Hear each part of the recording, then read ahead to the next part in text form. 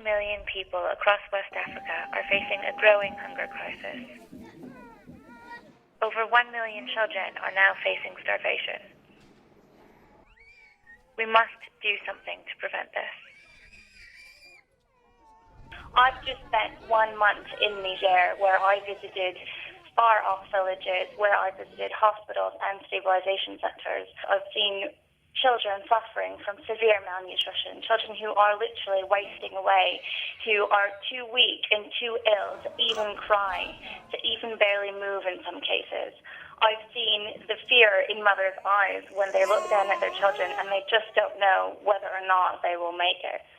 One mother I spoke to in a stabilization center told me that she had already had children dying as a result of malnutrition. And now the child in front of her was going through the same fever, the same symptoms, and she was scared he wasn't going to make it. The numbers of children being admitted to these stabilization centers, where children come in severely malnourished, are rising on a regular basis.